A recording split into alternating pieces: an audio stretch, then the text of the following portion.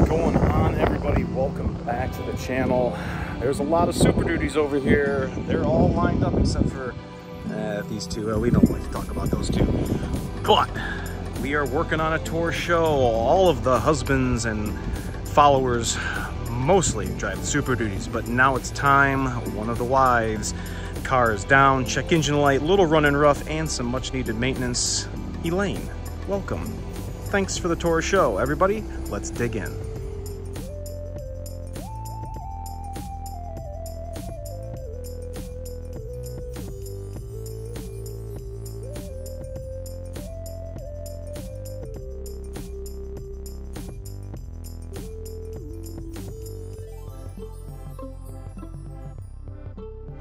All right, everybody, thanks so much for coming back and checking us out. Appreciate you guys all, every time, every video. Make sure to hit that like and subscribe. A client of the channel has reached out, and we have a Super Duty ownership, but his wife has a 2016 Taurus SHO with 110,000 miles, and it looks like it's being taken care of. It's not all clapped out. Under the hood is very stock and OE, but she said she came in with a random misfire, a check engine light intermittently, and we have located an issue, and I wanted to take you guys along for the ride. Check engine light. Let's turn this thing off and not get it too hot. Let's go ahead and take the old sticker off. It would help if I had nails. And there we go. How many times do you guys go to a place and they don't put a sticker in your car, and then you got to go back and tell them that you need a sticker? And let's not hit this door. Oh, you good. Let's pop the hood. And that would kind of bug me. I try to take good care, remind myself, because I look at it every single day.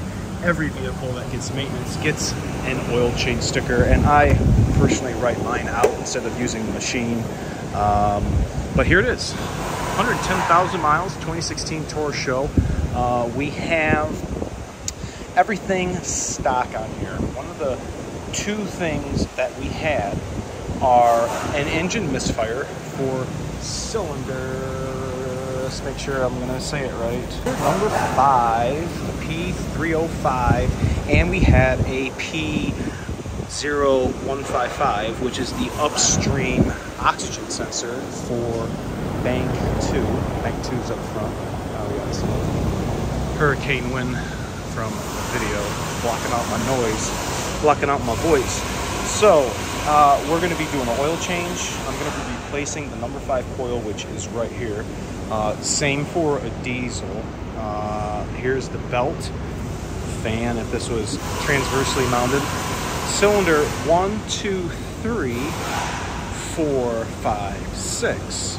If this was a 6-7, 1, 2, 3, 4, 5, 6, 7, 8. If this was a 6-0, 1, 2, 3, 4, 5, 6, 7, 8. Odds and evens. But if you guys are noticing, every time we start counting, we are pointing to bank 1. Bank 1 always has cylinder number 1. Bank 1 always has cylinder number 1. Bank 1 is the right hand side of the engine. It's not when you're looking at it, it is looking at it if you were sitting in the driver's seat. Bank 1 is the right side, bank 2 is the left side. If this was transversely mounted, where the engine was facing this way and the fan and belt were here, then we would be saying it'd be a little easier to decipher. But when you're longitudinally mounted such as this, you got to kind of think, all right, so where's the fan? All right, here we go. 1, 2, 3, 4, 5, 6, 7, 8. So now we are going to be going through and starting replacement. There is some risk with removing that, but we're gonna I don't know. I think we could probably do it from up here. Not too big a deal. I've done a bunch of those before. And then we're going to do some maintenance. And I think afterwards, I'm going to give it the PTT touch. And we're going to clean the whole engine down with some engine shampoo and degreaser and the garden hose, because down in the nooks and crannies, she's dirty, and I don't like giving vehicles back all nasty. So let's get suited up and get the purple bolts on. Hey, don't forget your customer's wheel lock. I'm gonna put that right there. And we're gonna get started. Actually, these customers just actually stopped by and was checking on their vehicle, and was able to meet them, talk about the issues I found with their car, and kind of what I was explaining to you guys with the cylinder that's misfiring, and the issue with this that we're going to replace. That was the upstream oxygen sensor, and we're replacing that for the heater concern. So right now, what we're going to do is kind of take some of this stuff out of the way. You know, my wife had an EcoBoost.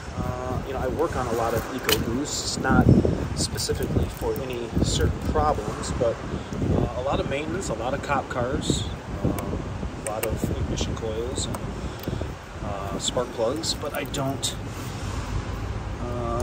get a lot of them in. I have done my share of water pumps and cam phasers and a lot of that other stuff. But we are going to get 8 milli. I just had a very nice and crisp, bubbly 8 milli coil bolt. Go ahead and pull that one out and keep this in a location where I'm not going to lose it.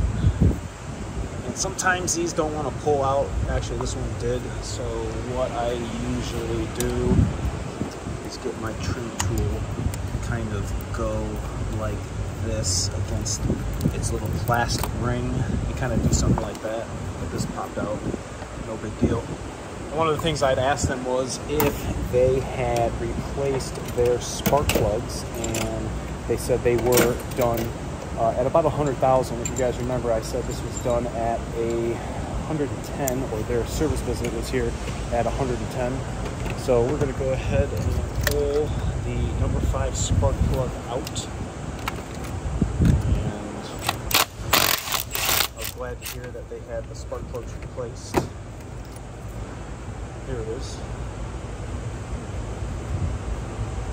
Plug was probably alright, but because we had a misfire on this cylinder, it's always a good rule of thumb to replace that plug. And even though that these have been replaced, we're still going to go ahead and do just that. So what I've already done is lay these parts out on the bench. This is the spark plug that you're going to get. Boom, bada bing.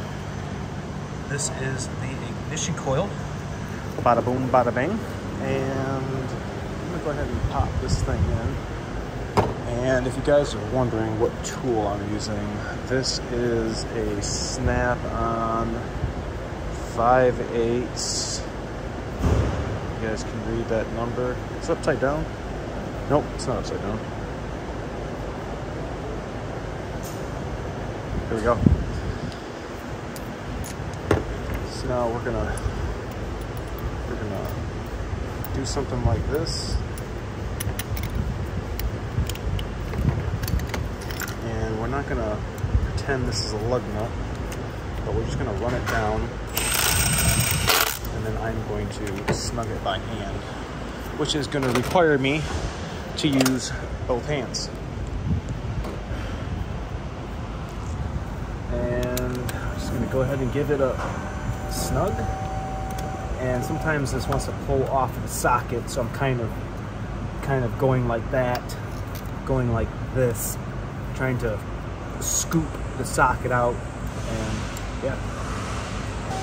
And we go ahead and put that back. And now it's the coil. So one of the things I like to do to the coil is we're going to go into the electrical drawer. I'm going to get the electrical grease, and I am going to go and put a little dollop of grease inside that coil. there. I like the stuff they have at the factory. There used to be some white goo in the coil tips back in the day. And the last thing I like to do is set the coil up, and I'll give this just a little spritz of wet silicone spray to inhibit any moisture, because moisture is not going to be good in our ignition equipment. Do something like that. Give it chest compressions. 1, 2, 3, 4. And get the bolt that did not go into the alternate dimension. Go ahead and get Elaine's new coil in. Hope she enjoys the restored power, if she had lost any. 8 milli. It's not a lug nut, guys. Going in. Tight.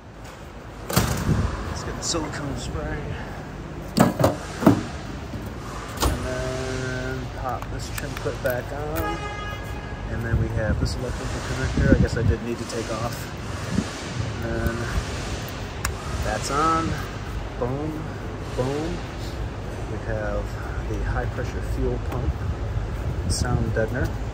And then the last thing is this oxygen sensor. Now, can we get this out? I like the lighting down here, well above, but it's not illuminating exactly what I want down here.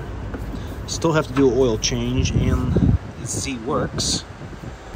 All right, here's the electrical connector for your oxygen sensor. To disconnect this, what you guys are going to do is depress this tab right here, this button, and this is going to want to pull apart. If you guys notice, there's a flat here and a rounded edge. These are only going to go in one way. You push back together, and that's it. All right, once she's disconnected, then it's basically game on. There it is. And something I use, I mean, I guess I could do that from down there, but I'm gonna try not to. It doesn't look too gnarly. So this is an oxygen sensor socket. Boy, that's really used. Oh, there it is. Mac. Shame on Mac. I will gladly say I will not buy any more Mac tools, and if Mac Tools is listening, shame on you guys, because I have reached out more than a half dozen times to try to get a Mac distributor in this area. No more Mac tools for me, and no more Mac toolbox either. So I am going to put this on here like that. You got 6-point or 12-point. Try to use 6-point all the time, but lefty loosey, righty tighty. I'm going for that. Already got it out. Going for that Harbor Freight. I'm gonna go for something like this. It is a bendy, so I'm gonna try to get a little more swing room. Let's see if I can get this on halfway one-handed. All right, that's on Titan. Let's put it on loosey. Loosey-goosey.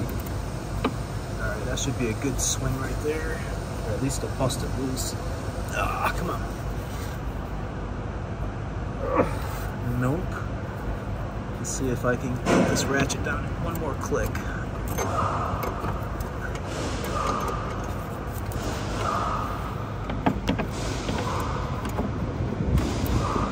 Okay, I got one more click out of it. Let's see if I can bust it loose now. If this pops loose, it's gonna freaking hurt, I tell you that.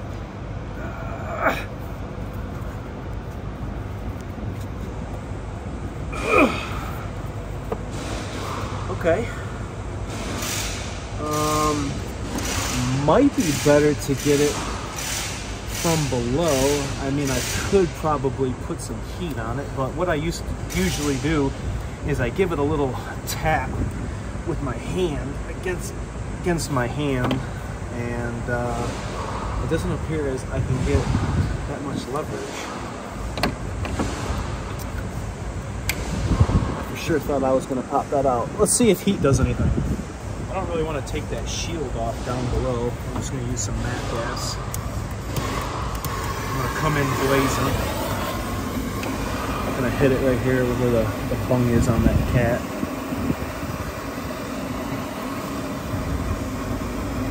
I don't really have good angle flame here. How many think this is gonna work? Now, if we were at Ray's shop, this thing would probably come out if you blew on it. I'd like to get that just a little. Oh, it shut off. I'd like to get it just a little cherry.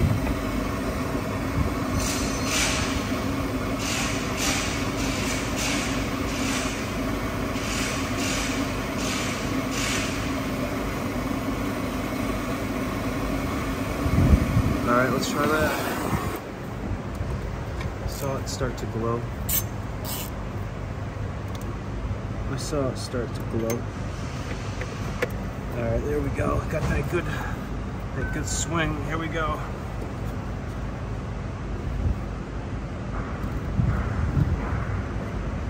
Oh man, that's all we needed right there. Golly. Whew. Got a kink in my neck, man, and that was freaking killer. So now you got to do this dance with the freaking socket. You don't have a lot of swinging room, so as long as I busted it loose, I'm gonna switch over to another socket and get one more swing out of this thing.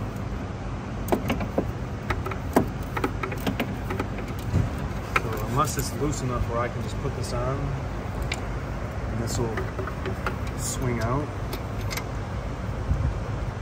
Oh yeah. Totally. It's warm.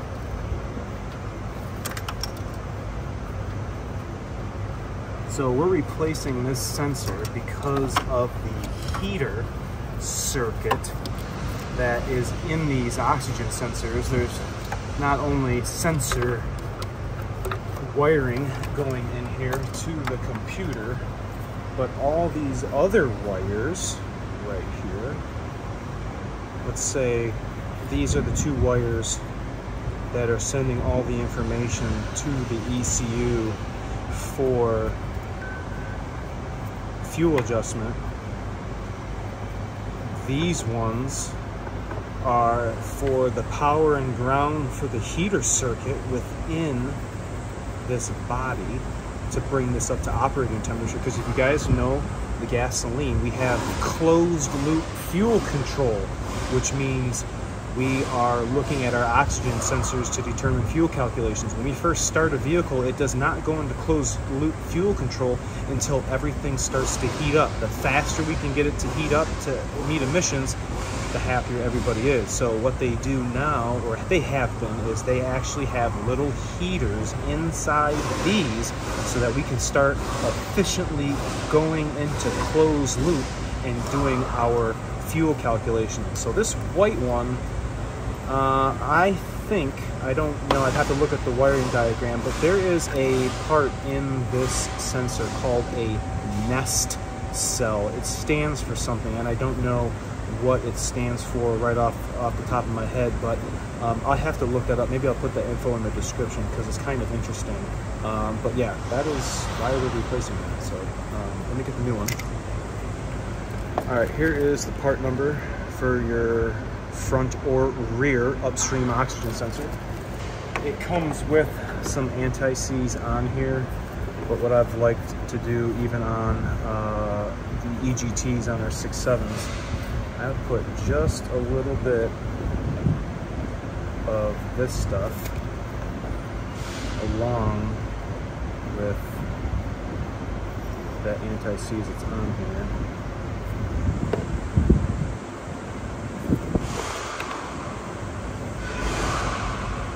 Now I'm going to stick that back down in its little bung and lefty-loosey, righty-tighty.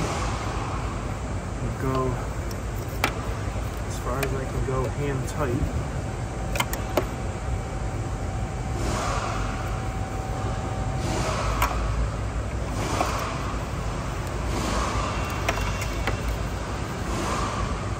I feel if you can wrap your head around diesel, you know, knowing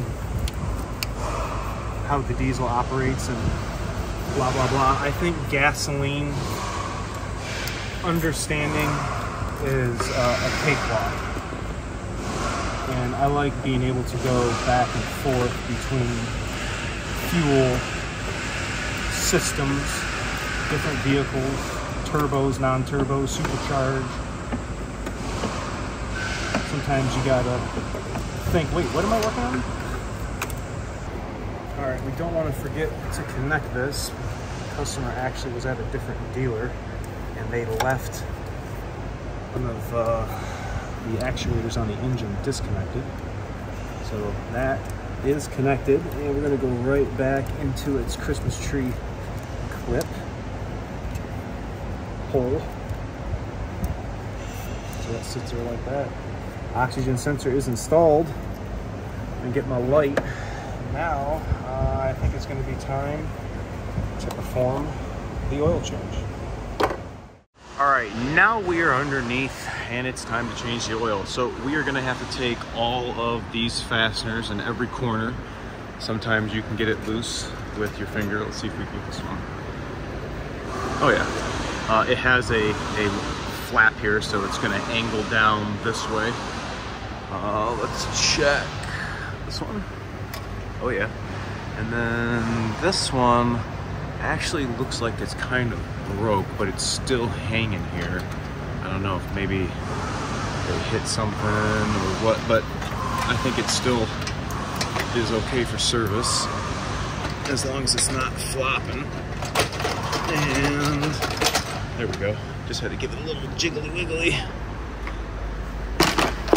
All right, let's check the underside of this turd out. Let's shed some light. All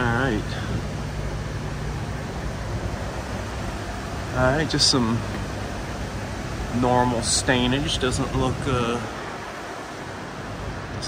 bad. Looks normal. Oil filter. That could have been a little cleaner. Got a 15 mil on the drain plug. Underneath exhaust. Looks a little dark there. I don't know. Muffler time? I don't know, muffler time? I don't think so. Rear diff. Rear diffy. Everything looks like, maybe if that was a single exhaust, it'd have a hanger there. Nothing looks loose.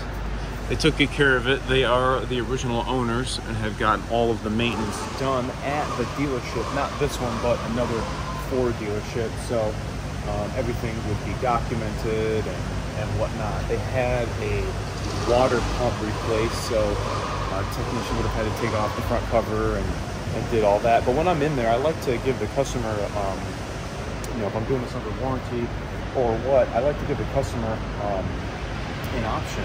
Like, I'm going to be in there, so why not be proactive? And if the customer paid for these parts, I wouldn't have an issue hanging them. And I'm talking about doing cam phasers, doing the timing chain.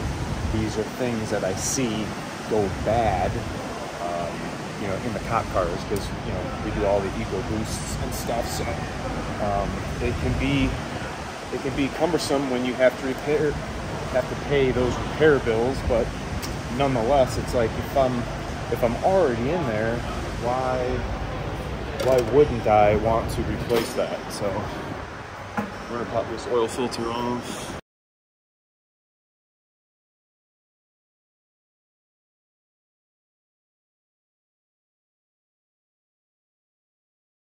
Oil filter coming down, FL 500.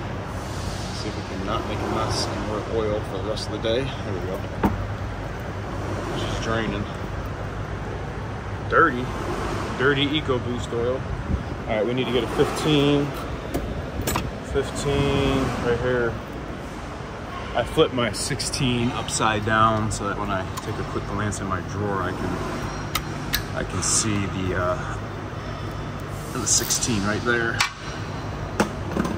All right, so now what we're gonna do is try to lift the drain up, and I like to turn the drain not so it's front to back, but on a diagonal, so then I can capture the dripping oil filter and drain the oil at the same time. And this is cold, so this should not have a horrible arc. Come on, drain plug. Sometimes the gasket gets caught and doesn't want to let the bolt spin freely.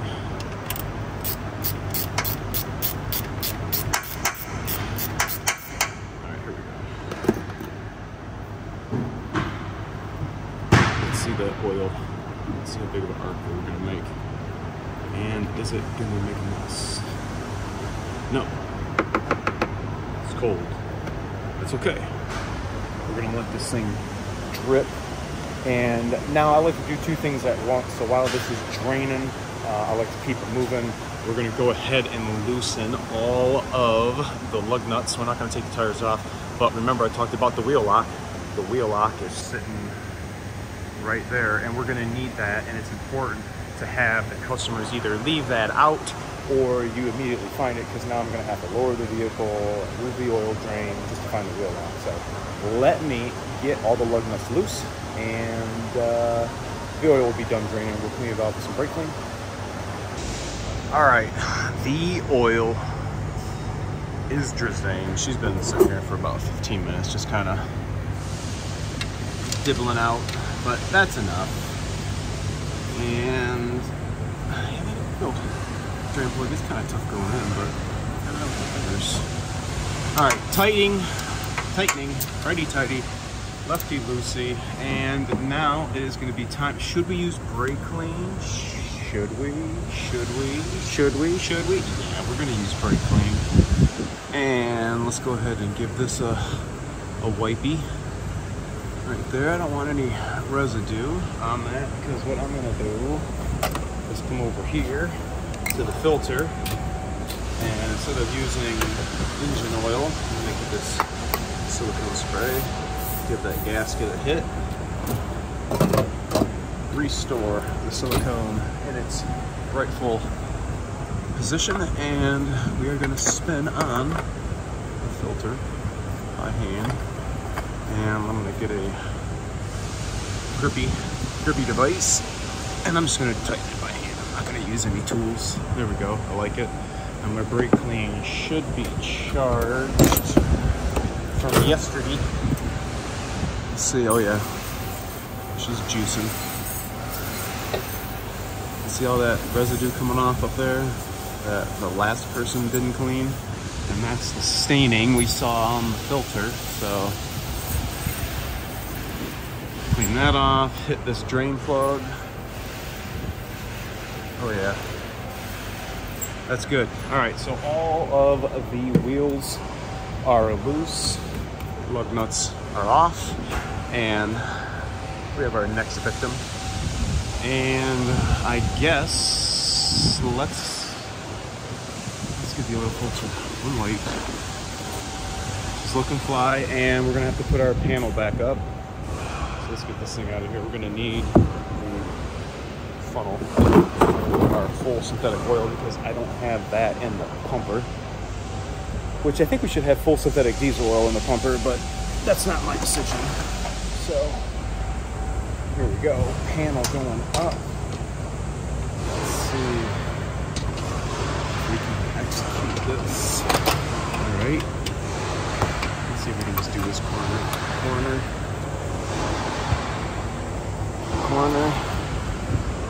Just like you're in the restaurant, coming around corner, and then this guy here. I don't know what we're gonna do with this guy. I think it'll be all right. We just kind of set that back in its respective little hole. Here we go. All right. This one's tight. This one's tight. Oh, this one popped out. Thought I felt something. Here we go. So I mean, that's on there. It's not coming off. That'd be all right. I'm sure it didn't break yesterday, so I know it's probably not cheap either. So if it was mutilated on that corner, then you gotta replace it. But right now, let's lower this thing down. We're gonna do a brake inspection. We're gonna rotate these tires, check the air pressures, and then I'm gonna leave this tire off because we need to replace the cert belt, which is right there. So next step. All right, car is waist level and all of the tires are off and it's brake inspection time. So this is kind of basic 101 automotive, but for those of you that do not know, your brakes, the material that you need to look at is right there. See how thick that pad material is? So here is your brake material right here. This is the part that wears right here. Obviously we are looking at nice thick pads. You can't really see the inboard one. So, oh, yeah, you can. Nope. No, you can't. But we can get an idea of what that pad would look like because of how far away it is from the rotor. A little rusty, but I would say they're still good. Rusty. What do you think is going to happen to iron that's exposed to the atmosphere? It's going to rust. This will go away once the vehicle starts driving. Back pads, here's the material right here. That's what wears. So we can see the inboard and outboard pad, they look good. Let's check this side. Looks good.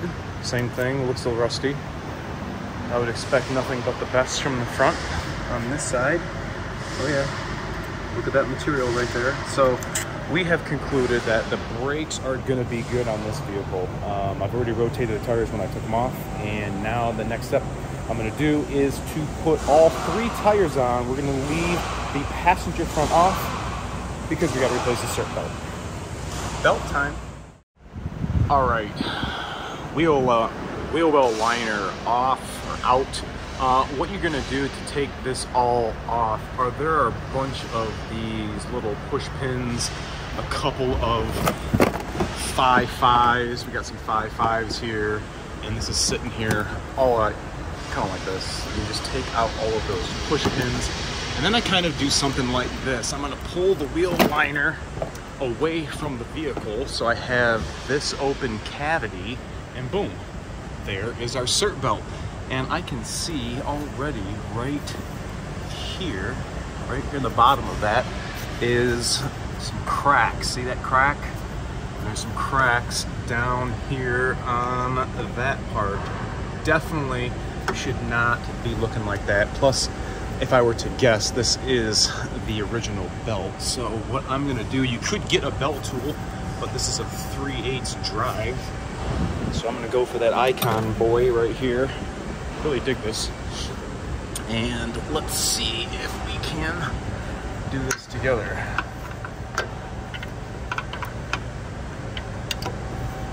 All right, so we need to go up on the tensioner. We got to take it away from the belt. So let's see, just like that. Let's see if I can hold it with my other hand and take the belt off.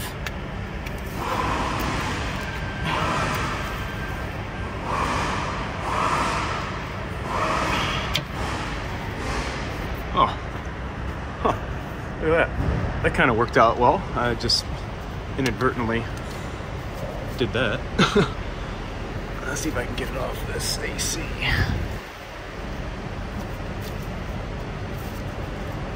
There we go. Wow, this could actually really work out well. I've never done that before because I don't usually take belts off with one hand.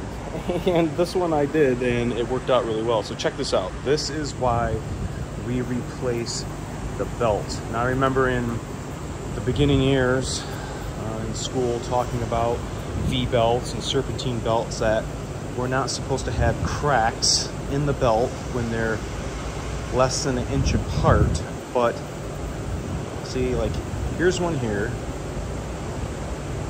Here's one here, and then here's one here. That's a little farther than an inch, but I don't want to see any cracks in my belt. Like, look at that. So what happens is that winds up busting.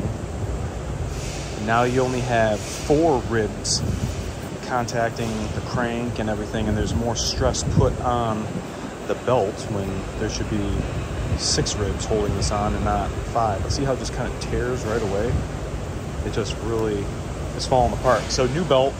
If you guys have an EcoBoost and want to know the belt part number, that belt part number is right there. And new belt. Let's see. If you smell the belts and the wiper blades, they smell like new school shoes. It's funny. I don't know. It's, I guess, kind of stupid, but I don't know. Just, you know how smells remind you of certain points in time? It's nostalgic smell. You guys know what I'm talking about. All right, belt is going to go on. We need to go up over the generator. Let's see if I can snake that up there. Oh, look at that. I looped it right around. That's awesome. All right, now I got to go around the AC. Let's get this round prepped. All right. Working the belt around the crank. I think it just came off the alternator. Let's see if I can loop it back around. Okay, I'm back on the alt. Let's get it around the crank or the AC compressor right there. It's all around the crank right now, but I'm having difficulty getting it around the AC compressor. Halfway got it on. It's there. All right, let's see if we can do one adjustment with the hand and get that much more. All right, let's double check it. I think that's right where we started off. Check the ribs. Make sure we're all on. Alternator, that looks good. We're centered in the tensioner. And the AC compressor looks good. All right. That is the belt. And we're gonna put this cover fender liner back in. This has gotta go underneath here like this. And it's a little easier to put it back in with one hand than taking it off, because I needed 2 hands to hold the body of this fastener, or this trim clip. Come on, just find your hole. There we go. All right, all of these, we didn't lose any. We don't have any casualties.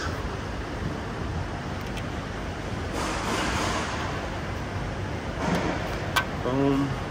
All right, that one's in. We have one more stinking one right here, which whoever put this one back in when they did the water pump did not have that in there correctly. There we go. Now we got some 5.5s and a 8 milli 5.5 right here.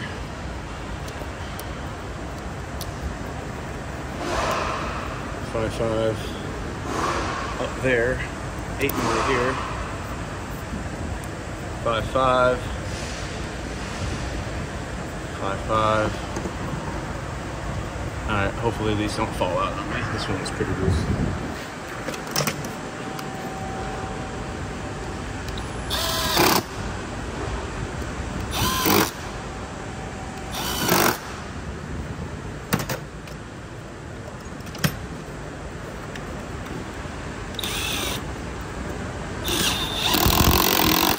Let me lower this down so I can put this tire on, and then I can tighten all the tires.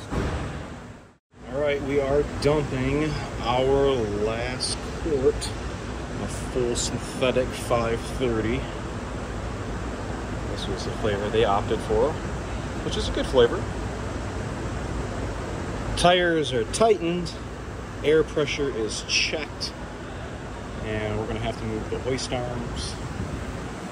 And the last step we're gonna do, I told the customer that we were going to clean the engine off because all of the dustiness that's all in here, and after the repair I like to give a car back that's nice and clean. So let's get this light out, put this back. We have the hood prop rod because the hood would not stay up with my light attached. Let's put this back. Everything is attached. I went through and checked that. We have the Motorcraft engine shampoo and degreaser. This is a plus. We're gonna go ahead and we're gonna spray this over everything. Take this over to the garden hose. We're gonna get this puppy all clean. Get that battery clean. Quarter car wash. This is very equivalent to scrubbing bubbles. So if you can't go to the Ford dealership, you can get scrubbing bubbles and do the same thing. You got to put an oil change sticker in it too. That's one of the first things I look at when I get into a car is the oil change sticker.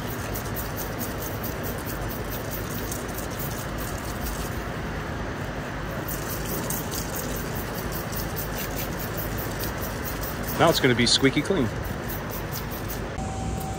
All right, I almost forgot the engine cover. You got to clean that too.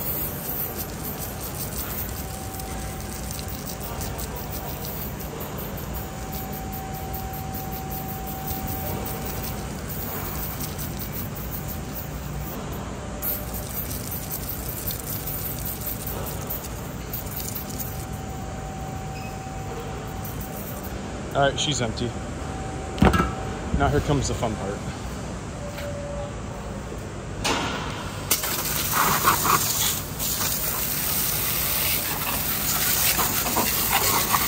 Same thing with the Super Duties. Keep this thing moving. Get all that nasty dirt and grime just peeling away. Valve.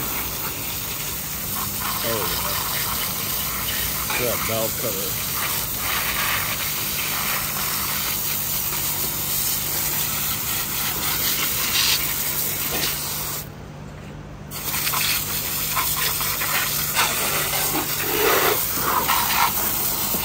That brake booster.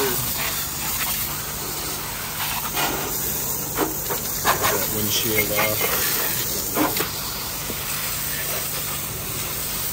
Oh yeah. Gas bottle, strut towers.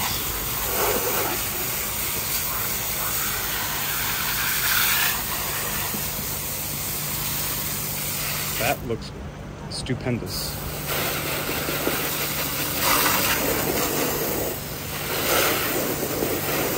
Okay, now that that is done, oil fill cap off, cover going on, rubber isolators on, oil fill cap on, and now it is time for the oil change sticker. All right, here it is. This is the most important part of the service visit, is remembering to put the GD oil change sticker up there. I believe I already went ahead and reset the instrument cluster. There we go. Driver assist, no. Settings. Driver assist. I don't like that OK button. There we go. Settings. Vehicle oil life reset 71%. Reset 100%. Let's go back up to display mode, get that tack back on there, and now we are going to clear codes from the repair that we did. All right, let's get our IDS pulled up, and we should have the Taurus from yesterday. And our VCM should be connecting. There it is. Connect. I don't know why it was sluggish. I got an ant on my screen. Sorry, ant. Clearing DTCs, and the last step of the visit here with me, getting your vehicle serviced, is she's gonna get a wash job in our brand new Rotunda car wash. This thing is the cat's the toot. We gotta pull up here on this plate.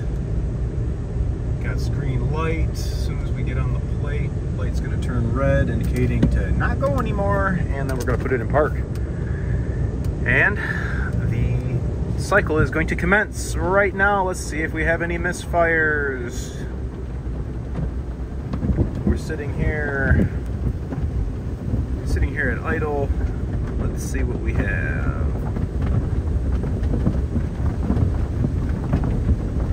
Nice, nice. Let's put it under load. Oh yeah. Okay, we're at 1200 RPM, 1300 RPM. Let's go ahead and clear it. Look at that nice straight line. Engine performing as designed. I love it. Looks great. We have no codes. Everything is good to go.